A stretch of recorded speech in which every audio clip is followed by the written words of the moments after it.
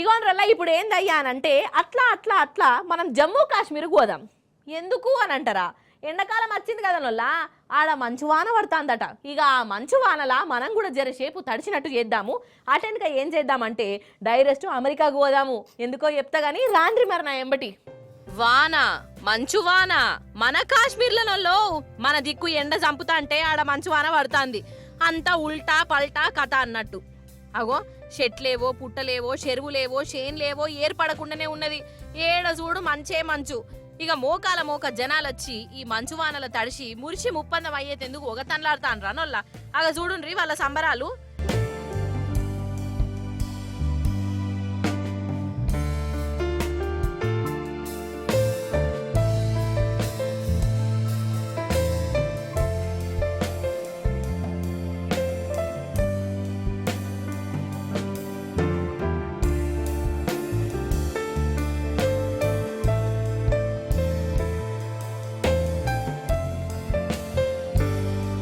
ఇక ఈ మంచును చూసేటందుకు వచ్చినోళ్ళు మంచు కురిసే వేళలో అని పాట పాడుకుంటా సంబరపడుతుంటే అక్కడోళ్ళు మాత్రము ఇదేమవస్థరా భగవంతరా తొవ్వలేకుండా అవుతున్నది అని రంది పడతాండ్రు. ఇక మన కాశ్మీరు మంచు ముచ్చట్లు గట్లుంటే ఇక ఇప్పుడు అమెరికా న్యూయార్క్ కథ చూడుండ్రల్లా. ఆడ కూడా మస్తు మంచు పడుతుంది.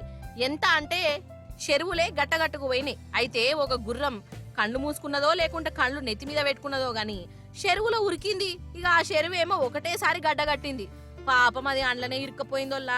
ఇక దాని అవస్థ చూడాలి. ఇక వాళ్ళు వీళ్ళు వచ్చి దాన్ని బయటికి తీసే ఉపాయం చేసిర్రు. అగ చూడుర్రి.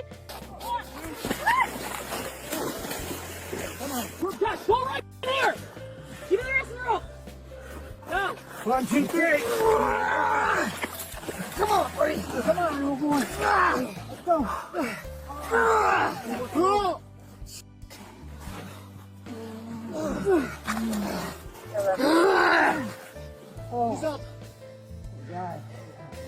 Just watch out. He's gonna pop up.